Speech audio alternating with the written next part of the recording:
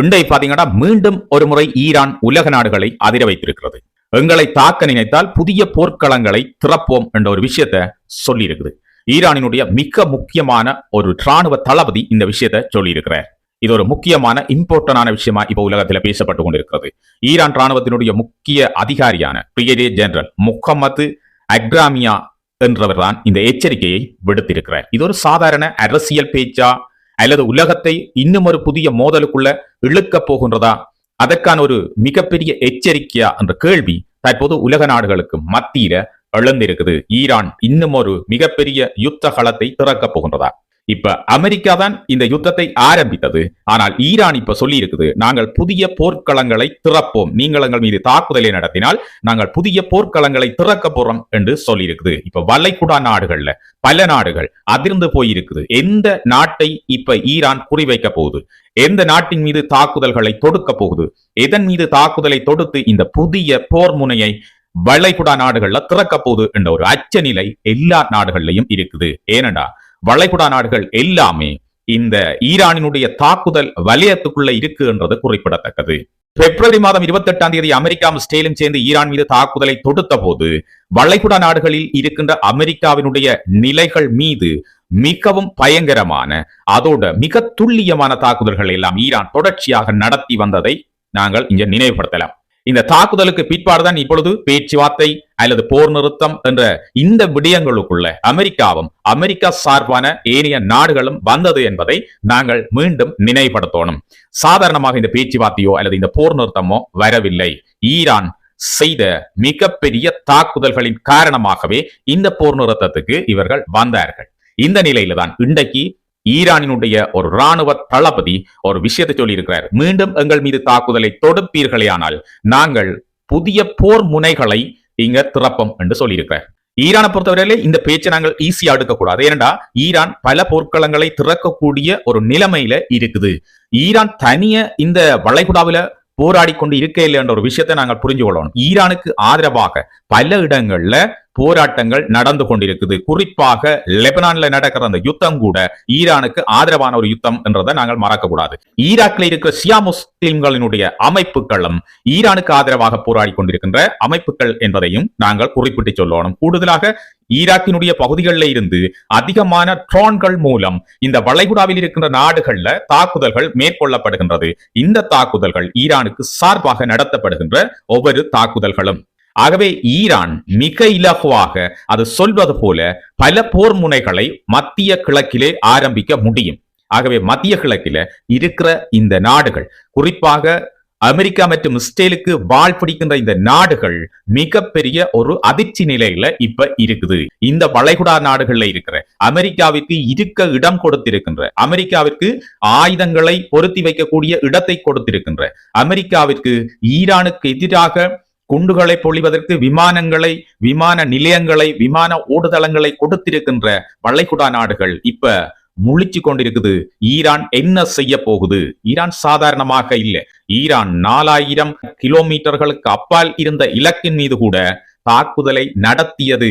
ஆகவே ஈரான் சாதாரண ஒரு நாடு கிடையாது. ஈரானால இன்னும் வலிமையோட தாக்க முடியும் என்ற ஒரு விஷயம் இந்த வளைகுடா நாடுகளுக்கு தெரியும். வளைகுடா நாடுகளுக்கு மட்டும் இல்லை, ஈரான் எப்படியான ஒரு பவரான நாடாக இருக்குதுன்னு சொல்லி இப்ப அமெரிக்காவுக்கு தெரியும். அமெரிக்கா சாதாரணமாக நினைத்து கொண்டு கை வைத்து இப்ப முழிச்சு கொண்டிருக்குது. அதிலிருந்து பின்வாங்கவும் முடியல. இதான் உண்மை. பின்வாங்கினால் மிகப்பெரிய அவமானத்தை அமெரிக்கா சந்திக்கும். வளைகுடா நாடுகள்ல இருந்து தன்னுடைய இருப்பு கேள்விக்குறியாகும், தன்னுடைய இருப்பு இல்லாமல் போவதற்கான சந்தர்ப்பங்கள் இருக்கு என்றது அமெரிக்காவுக்கு தெரியும். இஸ்ரேலுக்காக வந்து மாட்டிக்கொண்டு இப்பொழுது முழிக்கின்றது அமெரிக்கா.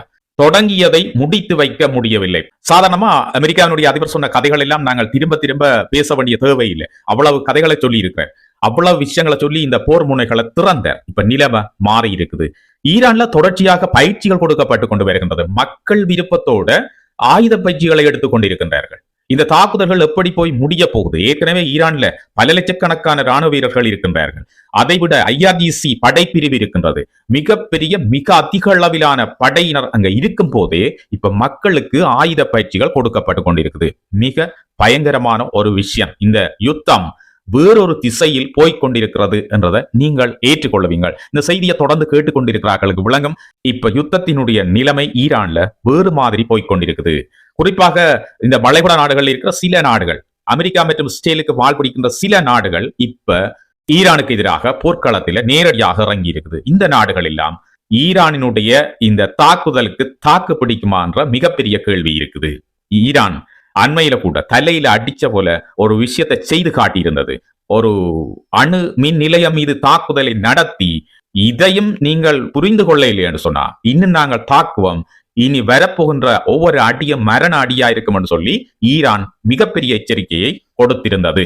சரி, இப்ப நாங்கள் இந்த விஷயத்துக்கு வர என்ன சொல்லி இருக்கிறார், எங்க இந்த போர் முனைகள் திறக்கப்பட போகுது என்ற விஷயத்தை பார்ப்போம். மத்திய கிழக்கில கடந்த சில மாதங்களாக வெளியில அமைதியாக இருக்கிறது போல ஒரு தோற்றம் இருந்தாலும் அதன் பின்னால் மிகப்பெரிய பதட்டம் மெதுவாக கொதித்து வருகின்றது என்றதை நாங்கள் புரிஞ்சு கொள்ளலாம்.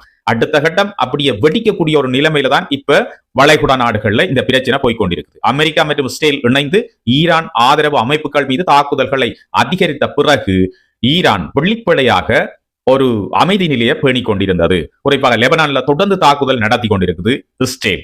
அப்பவும் இந்த பேச்சுவார்த்தைகள்ல இருந்து பின்வாங்கி இந்த பேச்சுவார்த்தைகள்ல பங்கெடுக்க முடியாது.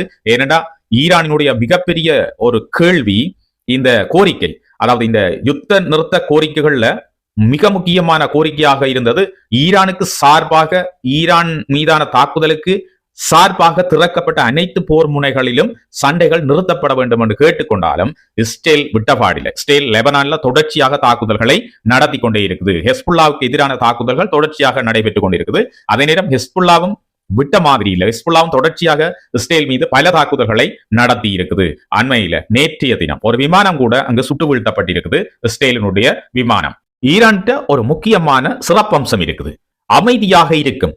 இப்ப அந்த நிலைமை தான் நடக்குது. உலக நாடுகள் எல்லாம் அதிகம் பயந்து போயிருக்குது. காரணம் என்னன்னா, ஈரான் நேரடியாக பதில் கொடுக்கிறத கூடுதலா தவிர்த்து கொண்டு எப்ப நேரம் சரியான நேரம் வரும் என்று காத்திருந்து தாக்குதல் நடத்துற உக்திக்கு இந்த ஈரான் என்ற நாடு மிகவும் முக்கியமான நாடு. அமெரிக்காவை தாக்குவதற்கு 40 வருடங்களாக பாடுபட்டிருக்கிறது என்றால் இந்த தருணத்துக்காக காத்திருந்தது என்றுதான் சொல்லணும். அமெரிக்கா என்ற வல்லரசை, உலகத்தினுடைய மிகப்பெரிய வல்லரசை தாக்குவதற்காக ஈரான் கடந்த 40 வருடங்களாக மிகவும் பாடுபட்டு மிக அமைதியாக இருந்து காலம் வரும் நேரம் வரும் என்று குறித்து வைத்திருந்து இன்றைக்கு அந்த போர் முனைக்குள்ள தனக்கு தேவையான எதிரியை, அதாவது அமெரிக்காவை இழுத்து இந்த போருக்குள்ள கொண்டு அவர்களை இப்ப பதம் பார்த்து கொண்டிருக்கு என்றதுதான் உண்மை. நினைச்சு பாருங்க, 40 வருஷமாக ஏராளமான தொழில்நுட்பங்களை வளர்த்து நிறைய அதிநவீன ராக்கெட் லான்ச்சர்ஸ், அதிநவீன ராக்கெட்ஸ் எல்லாத்தையும் செய்து காத்திருந்து ஏவுகணைகள் எல்லாத்தையும் பதுக்கி வைத்திருக்கக்கூடிய மலைகளுக்கு அடியில 40-50 மீட்டர் ஆழத்தில மிகப்பெரிய குகைகளையும் மிகப்பெரிய சுரங்கங்களையும் அதற்கு கீழே பாதுகாப்பான இடங்களையும் உருவாக்கி அதில காத்திருந்து 40 வருடங்களுக்கு பிறகு அமெரிக்காவை கை வச்சிருக்குது. அமெரிக்காவை தன் மீது கை வைக்க செய்து இந்த யுத்தத்தை நடத்தி கொண்டிருக்குது ஈரான். பொறையில வந்து மாட்டின மாதிரி தான் இப்ப மாட்டி இருக்கிறார். இந்த காலத்தை பொறுத்தவரையில ஈரான் வந்து ஒரு அமைதியாக இருக்கிறது. ஆனா அமைதியா இருக்குது என்றது அர்த்தம் என்னன்னு சொன்னால், உண்மையிலேயே உலக நாடுகளினுடைய எல்லா நகர்வுகளையும் பார்த்து கொண்டிருக்குது. ஈரான் அமைதியா இருக்குதுன்னா உண்மையாக அமைதியாக இல்லை. ஈரான் ஏவுகணைகள், ட்ரோன்கள், கடற்படை கண்காணிப்புகள், அதை விட கூட்டணி ஆயுத குழுக்களுடன் இணைந்து இந்த எல்லாவற்றையும் கவனித்து கொண்டிருக்குது. பாதிக்கப்பட்ட இந்த சுரங்க பாதைகளை திருத்தி கொண்டிருக்குது. அமெரிக்காவினுடைய தாக்குதல் நடத்துகின்ற போது அமெரிக்காவினுடைய விமானங்கள், அமெரிக்காவினுடைய ஏவுகணைகள், அதோட ட்ரோன்கள் இவையெல்லாம் ஈரானினுடைய மண்ணில விழுந்தது, சுட்டு வீழ்த்தப்பட்டது. இவை எல்லாத்தையும் பொறுக்கி எடுத்துக்கொண்டு போய் அப்படி எல்லாத்தையும் பார்ட்ஸ் ஆக்கி ஒவ்வொரு விஷயமாக படிச்சு கொண்டிருக்குது. இதுதான் மக்களே உண்மையா ஈரான்ல இப்ப நடந்து கொண்டிருக்கிற விஷயம். இது எல்லாத்தையும் படிச்சு கொண்டிருக்குது. 40 வருஷமா காத்திருந்த ஈரான் இலகுவில எதையும் விட்டு கொடுக்காது, எல்லாத்தையும் படிச்சு கொண்டிருக்குது. தாக்குதலுக்கு தயாராத்தான் இருக்குது. எப்பவுமே சொல்லிக் கொண்டு தாக்குதலுக்கு நாங்கள் தயார். எந்த வகையில தாக்குதல் நடத்தினாலும் அதற்கு எதிர் தாக்குதலை நடத்தக்கூடிய ஒரு நிலைமையில நாங்கள் இருக்கிறோம். தாக்குதல் நடத்துவோம் என்று தொடர்ச்சியாக சொல்லிக் கொண்டு வருது. இதே நேரத்தில் ஒரு முக்கியமான விஷயத்தை நான் நினைவுபடுத்தணும். சவுதி அரேபியா, கத்தார் போன்ற நாடுகள் அமெரிக்காவை சமாதானப்படுத்தி மத்திய கிழக்கில ஒரு முழு அளவிலான போர் வெடிக்காமல் தடுக்கிறதுக்கான முயற்சியில ஈடுபட்டு வருது என்று சொல்லப்படுது. ஏனென்றால் இங்க ஒரு போர் வெடிச்சால் நிச்சயமாக இந்த நாடுகள், இந்த குறிப்பிட்ட கத்தார், சவுதி அரேபியா, அது மட்டும் இல்லாமல் ஐக்கிய அரபு அமீரகம் போன்ற நாடுகள் மிகப்பெரிய பேரழிவுகளை சந்திக்கும். ஆகவேதான் அமெரிக்காட்ட போய் இந்த தாக்குதல்களை தடுத்திருக்குது, ஒத்தி வைக்க சொல்லி இருக்குது. இது தொடர்ந்து நடந்து கொண்டே இருக்குது. ஏனடா ஒரு மிகப்பெரிய போர் ஒன்று வெடிக்கும் என்று சொன்னால் அதன் தாக்கம் அந்த பகுதிகளை தாண்டி உலக பொருளாதாரத்தையே பாதிக்கக்கூடும் என்றது எல்லாருக்குமே தெரியும். இந்த சூழ்நிலையில தான் ஈரான் தற்போது புதிய போர்க்களங்கள் என்ற வார்த்தையை பயன்படுத்தி உலகத்துக்கு மறைமுகமான ஒரு எச்சரிக்கையை விடுத்திருக்குது. அதுல முதலாவது மற்றும் மிக முக்கியமான போர்க்களமாக இருக்க போறது ஹார்முஸ் நீரிணை. இது சாதாரண கடல் வழி அல்ல. இந்த கடல் வழி மிகப்பெரிய ஒரு போர் முனை மட்டுமில்ல, உலகத்தினுடைய ஒரு மிக முக்கியமான வழி. இந்த வழியின் ஊடாகவே உலகத்தினுடைய மிகப்பெரிய தேவைகள் தீர்க்கப்படுகின்ற ஒரு வழியாக இருக்குது. இப்ப இந்த வழி ஈரானுடைய கட்டுப்பாட்டில் இருக்குது. உலகினுடைய கச்சா எண்ணெயில மிகப்பெரிய பகுதி இந்த குறுகிய கடல் வழி ஊடாகத்தான் எல்லா இடங்களுக்கும் சந்தைகளுக்கும் செல்றன்றது எங்களுக்கு தெரியும். ஆகவே இது மிகப்பெரிய ஒரு போர் முனையாக இருக்க போகுது. இப்பவும் அப்படித்தான் இருக்குது. ஆனால் ஈரானினுடைய ஆதரவின்றி இதனூடாக கப்பல்களை கொண்டு செல்ல எத்தனிக்கின்ற எல்லா கப்பல்களும் தாக்கப்பட போகின்றது என்றுதான் உண்மையான அர்த்தம். அதுதான் இவர் சொல்லியிருக்கிறார், புதிய போர் முனைகள் திறக்கப்படும், புதிய போர்க்களங்கள் திறக்கப்படும் என்றதுக்கான அர்த்தமாக ஒன்று இருக்கின்றது.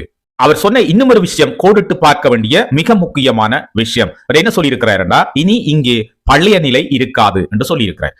இந்த வார்த்தைகள் உலக சந்தையில உடனடியான ஒரு பதற்ற நிலையை ஏற்படுத்தி இருக்குது.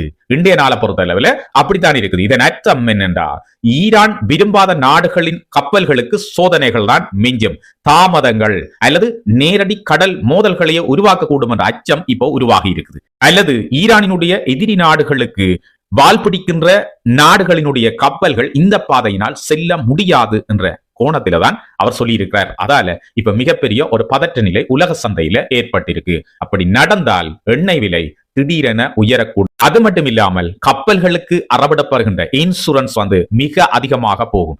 இதன் காரணமாக என்ன நடக்கும், உலக சந்தைகள் சரிகிறதுக்கான வாய்ப்பு இருக்கு. குறிப்பாக எண்ணெய் இறக்குமதியை அதிகமாக நம்பி இருக்கிற ஆசிய நாடுகள் மிகப்பெரிய சிக்கல்ல மாட்டக்கூடும். ஆனால் ஹார்முஸ் நீரிணை மட்டும் ஈரானினுடைய மிகப்பெரிய போர்க்களமாக இல்லை. அதை விட இன்னும் பல போர்க்களங்கள் இருக்குது ஈரானுக்கு. அதனுடைய மிகப்பெரிய பலம் எக்ஸிஸ் ஆஃப் ரெசிஸ்டன்ஸ் என்று சொல்லப்படுற கூட்டணி அமைப்புகள். முதலாவது பார்த்தோம்னா ஈராக் ஆயுத குழுக்கள், சிரியாவில் உள்ள ஆதரவு படைகள், லெபனானில் இருக்கிற ஹெஸ்புல்லா, யமன்ல இருக்கிற கூத்தி கிளர்ச்சியாளர்கள், இவர்கள் அனைவரையும் ஒரே நேரத்தில் பல திசைகள்ல செயல்படுத்தும் திறன் ஈரான்கிட்ட இருக்குது. ஈரான் சிம்பிளா இந்த சொல்லப்பட்ட குழுக்களை வைத்துக் கொண்டு அந்தந்த இடங்கள்ல போர் முனைகளை அமெரிக்கா மற்றும் இஸ்ரேல் அமெரிக்காவிற்கு ஆதரவு வழங்குகிற நாடுகளுக்கு எதிராக திறக்க முடியும். இதுவே அமெரிக்காவிற்கு மிகப்பெரிய சவாலாக பார்க்கப்படுகிறது. இப்போது யுத்தம் என்பது வெறும் ஏவுகணைகள் அல்லது போர் விமானங்கள் மட்டும் இல்லை. ஒரு நாட்டினுடைய மின்சார அமைப்பை முடக்குவது, வங்கிகளை செயலிழக்க செய்வது, எண்ணெய் நிறுவனங்கள் ஹேக் செய்வது, இவையும் போரினுடைய ஒரு வடிவங்களாகத்தான் இருக்குது. இது மட்டும் இல்ல, இன்னும் பல விஷயங்கள் தொடர்ச்சியாக நடந்து கொண்டிருக்குது. பொறுத்திருந்து பார்ப்போம். இந்த ராணுவ தளபதி சொன்னது போல புதிய போர் முனைகள் அமெரிக்கா மற்றும் இஸ்ரேலுக்கு எதிராக, மேலும் வளைகுடா நாடுகளுக்கு எதிராக திறக்கப்பட போகின்றதா அல்லது பேச்சுவார்த்தை ஒன்று ஏற்பட்டு இவை நிறுத்தப்பட போகின்றதா? மிக முக்கியமான ஒரு காலகட்டத்துக்குள்ள உலகம் நகர்ந்து கொண்டிருக்கின்றது. பொறுத்திருப்போம், என்ன விடயங்கள் நடக்க போகுது. உங்களுக்காக அனைத்து விடயங்களையும் நான் உடனடியாக கொண்டு வர காத்திருக்கின்றேன். அந்த விடயங்களை உடனடியாக நீங்கள் தெரிந்து கொள்ள உலக விவர சேனலை சப்ஸ்கிரைப் செய்து எங்களோடு இணைந்திருங்கள். மேலும் இந்த காணொலிகள் தொடர்பான உங்களுடைய கருத்துக்களை பதிவிடுங்க, லைக் பண்ணுங்க. அப்பதான் பலருக்கு இந்த காணொலி சென்று சேரும். மீண்டும் ஒரு புதிய உலக விவர செய்திகளோடு நாளை இதே நேரம் உங்கள் அனைவரையும் சந்திக்கின்றேன். இவ்வளவு நேரம் தொலைக்காட்சி, தொலைபேசி மற்றும் கணினி வழியாக நம்மோடு இணைந்திருந்த அனைவருக்கும் எனது மனமார்ந்த நன்றிகள். வணக்கம்.